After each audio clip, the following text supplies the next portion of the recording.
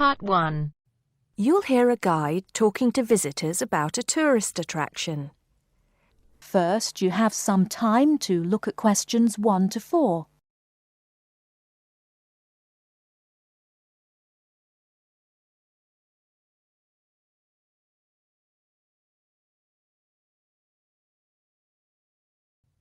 Now listen carefully. Good morning, everybody. Welcome to the Roman Baths. My name's Amanda, and I'm your guide for today. Before we begin the tour, I'd like to point out that we have child carriers, free of charge, of course, for those of you with young children, and I can see that there are 1 or 2 of you here this morning. It might make things a bit easier for you than using a pushchair.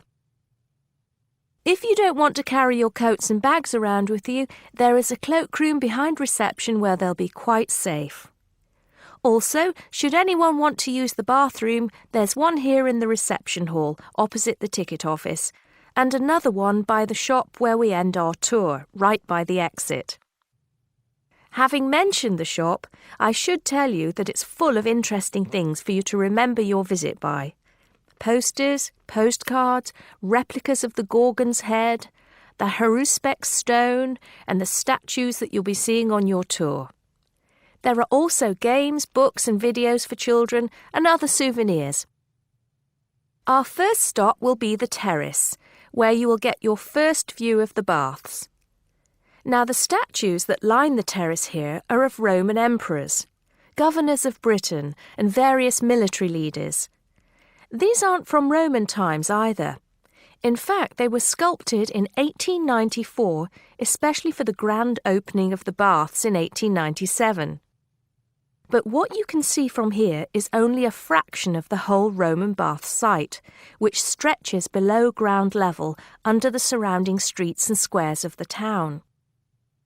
While we're here on the terrace, getting our first look at the baths, let me fill you in on a bit of the history.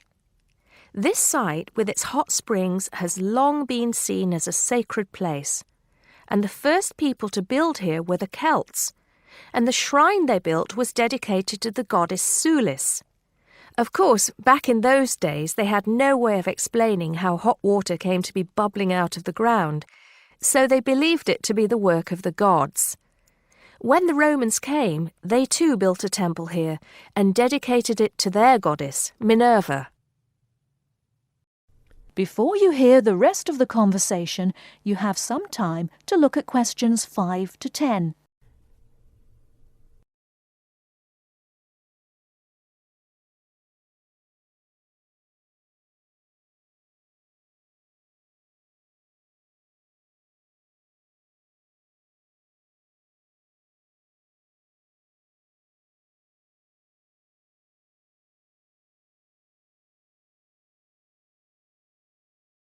Now listen and answer questions 5 to 10. The bath you can see from here is called the Great Bath. Not very imaginative, I know, but it is the biggest. Impressive, isn't it? At one time it was housed in a huge vaulted hall 40 metres high, which for many people of the period must have been the largest building they'd ever seen in their lives. The bath itself is 1.6 metres deep, ideal for bathing, and has steps leading down to the water on all sides. The niches or alcoves you can see all around the bath would have had benches and possibly small tables for drinks and snacks. Not a bad way to spend your free time, relax, and tell yourself it's all good for your health. Let's move on to our next stop, the Sacred Spring. This is the heart of the site, where the hot water bubbles up from the ground at a temperature of 46 degrees centigrade. The water comes up from a depth of between roughly 2,500 and 4,500 metres, where geothermal energy raises the water temperature to between 64 degrees and 96 degrees. Over 1 million litres of this hot water rise up here every day, and as well as being hot, the water is rich in minerals, and it was thought it would cure various ailments and illnesses. In fact, people came here from all over the Roman Empire to try out its healing powers. Before we take a look at the changing rooms and saunas, which are known as the East Baths, and the plunge pools and heated rooms of the west part of the bathhouse, we'll pass through the site of the temple and the temple courtyard. Here we are. This temple is one of only 2 known classical Roman temples in Britain.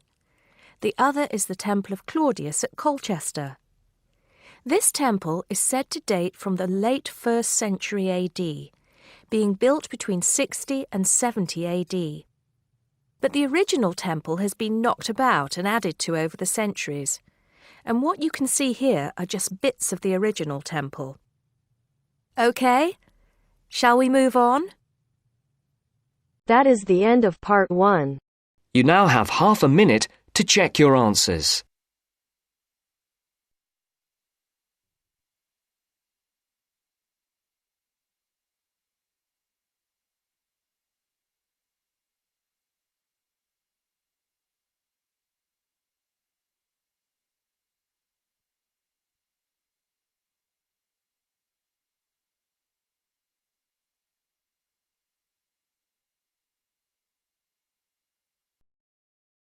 Now turns to part 2.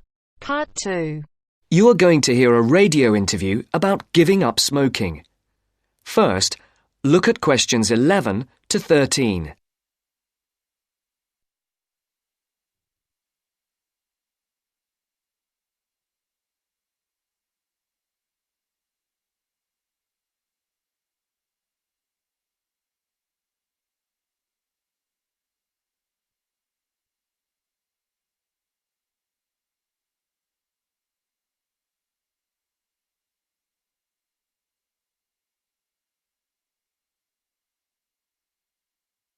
As you listen to the first part of the interview, answer questions 11 to 13. For these questions, there are 4 alternatives: A, B, C, and D. Decide which alternative is the most suitable answer and circle the correct letter. And now, let's hear what Mr. Gold has to say about kicking the habit of smoking. It was connected with wanting to change your life and your desire to become an actor. Is that right, Mr. Gold? Yes. So, can you tell our listeners a bit more about how you managed to give up? Well, I enrolled on a variety of evening courses where I found I wasn't able to do the warm-up sessions. Bending down to touch my toes made me breathless.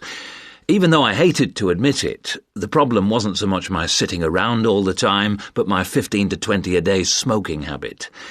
If I'd been able to limit myself to 3 or 4 cigarettes a day, there'd have been no problem, but I was seriously addicted. And I'm talking about waking up at 3 a.m. dying for a cigarette, or, in the days before 24-hour shopping, driving across London at night to buy a packet of cigarettes when I ran out. But above all, my addiction meant making sure I never ran out, at the expense of everything else, including necessities. So, what did you do? The thought of all my past attempts to give up just wouldn't go away. This was something that had constantly been on my mind, especially first thing in the morning with the chest pains, coughing fits and headaches, not to mention the frequent colds and throat infections. But I couldn't imagine life without smoking. I also enjoyed my life, but the thing I longed for most was to escape the trap of a job I was bored with. I knew what I wanted, and I understood something else too. This time, I was going to keep my little plan a secret. Now look at questions 14 to 20.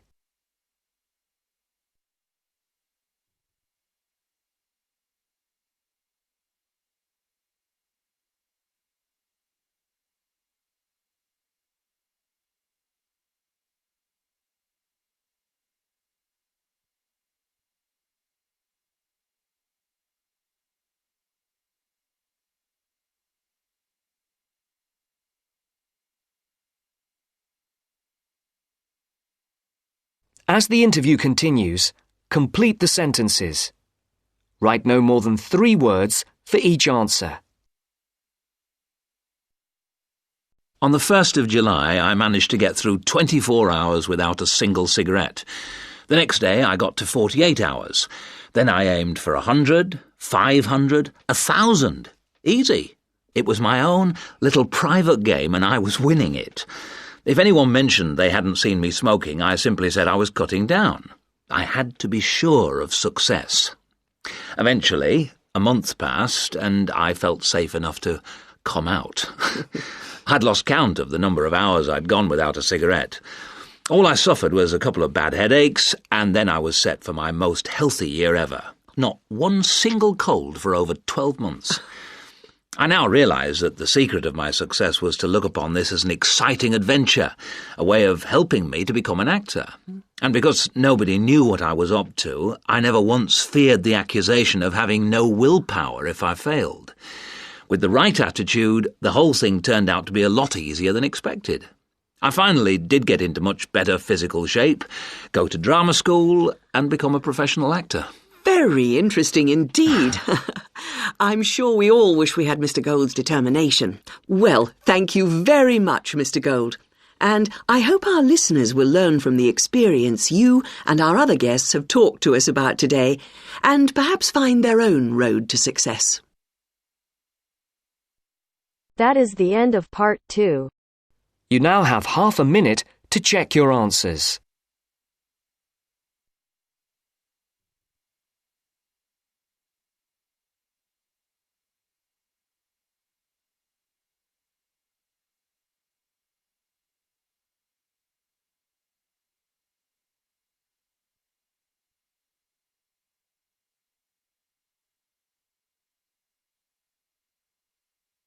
Now turns to part 3. Part 3. You are going to hear a conversation on rivers. First, you have some time to look at questions 21 to 25.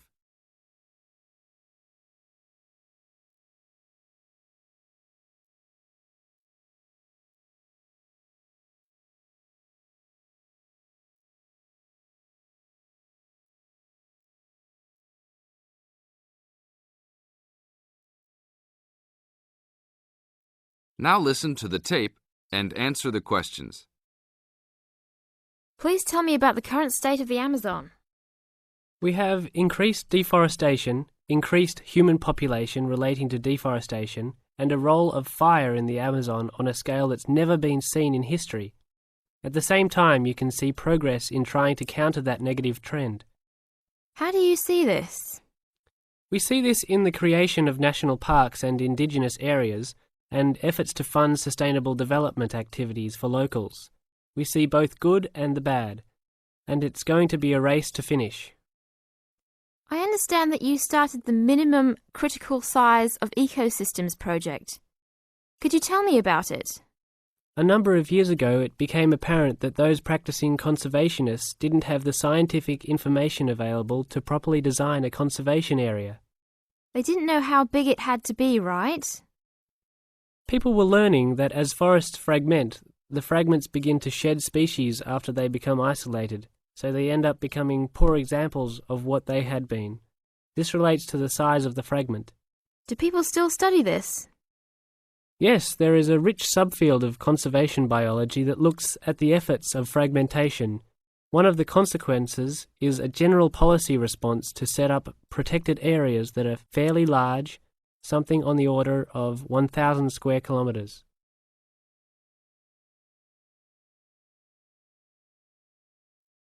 Now look at questions 26 to 30.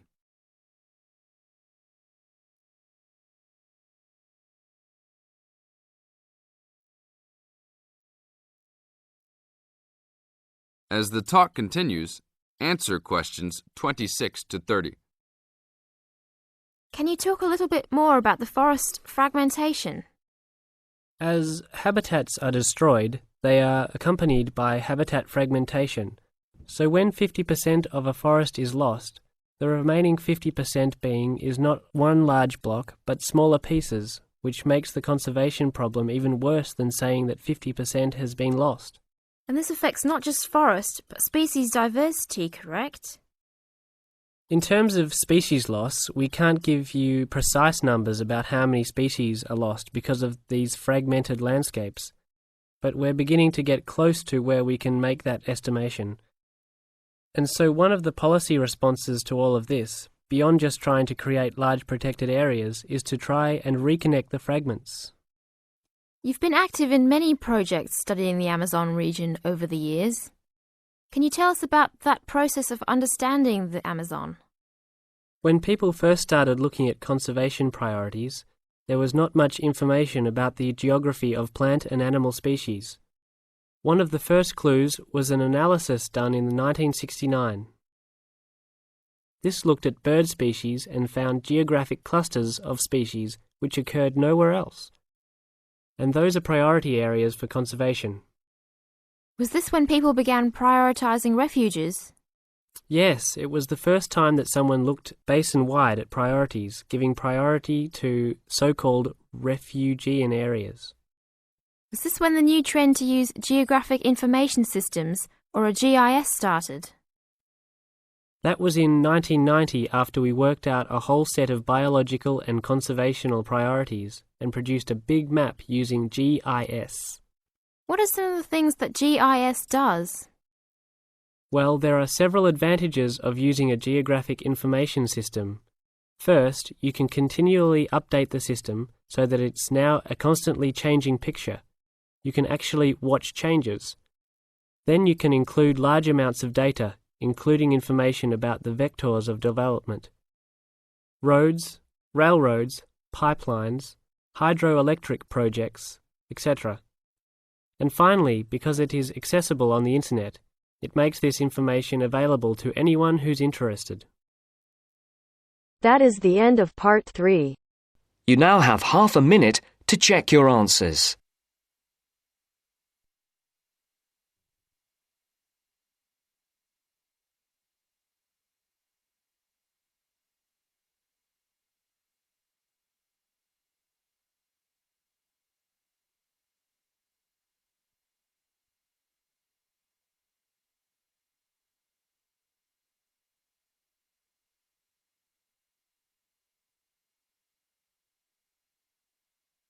Now turns to part 4. Part 4. You will hear a lecture about sports. First, you have some time to look at questions 31 to 40.